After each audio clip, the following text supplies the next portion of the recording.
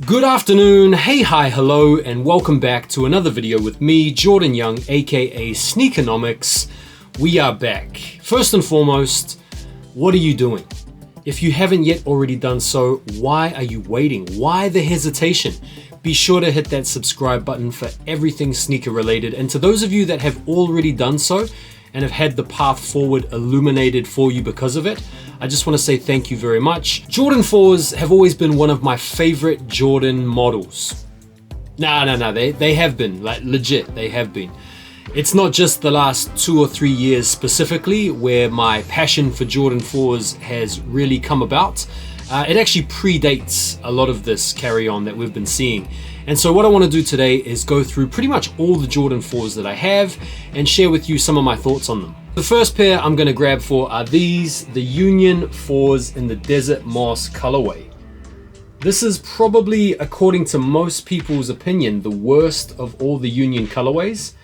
But to them I say huzzah, piss off, these are actually cool. I like them because they've got the grape/aqua touches on them. And what I like about the Union 4 collab is I like the folded down tongue and I really like the wings. If you look back to the original sketches from 1988 where Tinker was drawing up the Jordan 4 model, the wings are actually blacked out. And so I like that Union used that. I don't know if they did it or not, but I think they did. And for that reason, I think they're cool for doing that, even though I don't know that that's why they did it. But anyway, Union 4s, bloody cool.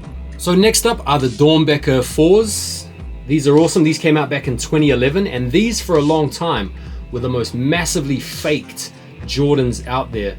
I actually became a bit of an expert at differentiating the reals from the fakes because I painstakingly went through hundreds and hundreds of listings before I ended up finding a legit pair for a good price. So it's a Dornbecker collab, obviously, the Dornbecker Hospital, the Dornbecker Freestyle project. This particular pair was designed by a young man called Isaiah. You can see him there on the rear quarter of the sneaker. His nickname was Superman. His mum said he was so responsive to his treatment that she nicknamed him Superman. And then you've got the Kryptonite or Kryptonate laces, which are inspired by Kryptonate Robinson. And then you've got these multi-directional arrows, which are supposed to represent the different directions life can take you. It's a cool shoe. The prices have exploded on these in recent years. I got these for £300. Now they go for like 1,500 plus. Crazy. These are one of my most recent pickups. These are the Zen Masters or the Amethyst Waves. And I think they're pretty cool, the way that they're inspired by Phil Jackson and his sort of Zen approach to life. You've got the sublimated tie-dye, which has taken a galaxy theme to make it look kind of like far out there and cool and celestial. I like the contrast with the black liner and stuff like that. So yeah, I actually found these sitting in store, which was to me a bit of a cool surprise because Jordan 4s have not been sitting for so long. It was a nice surprise to actually go into a store and see a Jordan 4 sitting again. So that's my most recent pair anyway. So these are pretty cool. These are the Lightnings, but these are actually the original Lightnings from 06. You can see the cracking on the paint on the midsole and you can see the air bubbles started to go a little bit cloudy.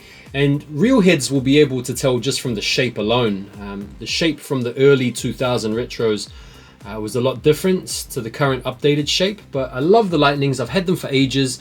It was a little bit of a bitter pill when they retroed because these at one point were really rare and seldom seen, but now they're everywhere.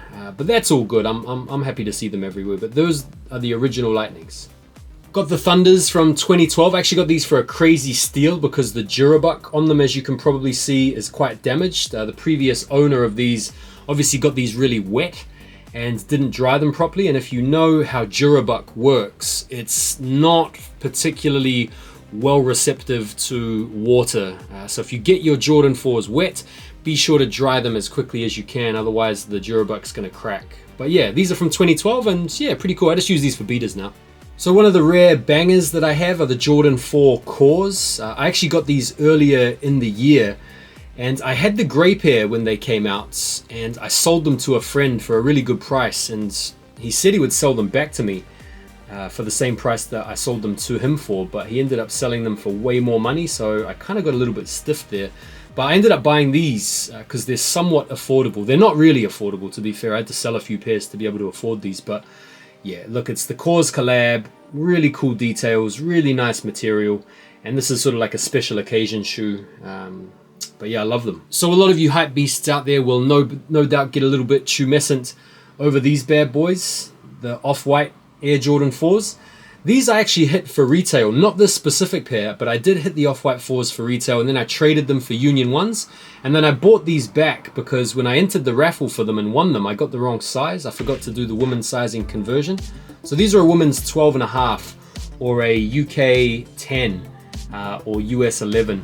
And I got them for £900, which is quite a price to pay, but slightly under market. And because they're worn a few times, I've got no real reservations about rocking them. But they are probably one of the hardest shoes to maintain. Like once you get them dirty or scuff them, yeah, it's kind of difficult to bring them back. So I wear these fairly infrequently, and definitely not when it's raining.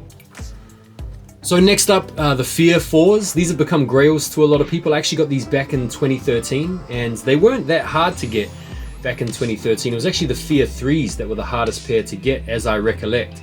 But I really like the color scheme. It's just stealthy and clean, whether it's the gray or the charcoal or the gunmetal or the black. There's a nice sort of like gradient flow with the colors. I like the Oreo style splatter on the midsole, and it goes back to like a advertising campaign back in 2008, which is kind of cool as well. So I always like a little bit of storytelling, but it's a clean pair and definitely one of my favorite Jordan 4s just to rock casually because they're so easy to wear. So next up we got the Toro Bravos. These are pretty awesome. They also came out in 2013 to much hype and fanfare. I can remember copping these for retail on Oxford Street Foot Locker the day they came out. Wasn't a hard cop. And yeah, they've also gone up massively in price these days. I actually sold the original pair I got for retail, and then I got them back again a couple of years ago in a blockbuster trade deal. But it's a clean pair, and yeah, love these. So these are the Levi's 4s, obviously in the white denim colorway. You've got the tan sort of patch that comes from the back of the Levi's jeans on the front with the Jumpman. Got the little tab on the side here, the red tab. And then I like the gum bottom around the toe and the heel. I think it contrasts and sets the sneaker off really nicely. This was another 2017 release, I think, off the top of my head. And again, another retail cop. 2017 was a pretty cool year for Jordan 4s, man. Between like these and the Cores, there were some pretty big bangers that came out. But yeah, I really like these. Clean pair, probably the best out of the Levi's in my opinion, although a lot of people out there would probably disagree. So these are probably my favorites of all time, the white cement 4s. It was a real awesome treat to get the 2016 pair with the Nike Air on the back when they came out again. And for me, this is just like the perfect Jordan. It's just clean, it's simple, it's got the cement, which we love, and they're just easy to wear. It's like the perfect Jordan. Another all-time classic, one of the 4 original colorways from 1989, the Fire Reds, Chicago Home vibes. I'm gonna be a little bit of a dick and admit here that I haven't worn these yet, despite getting them for retail DS, but I am gonna pay to that and break them out, maybe even tomorrow. I love this shoe, but yeah, just another all-time classic Jordan 4, and awesome to have the Nike Air on the back. But yeah, I will be wearing these soon, for sure. I'm not gonna be selling these, don't you worry.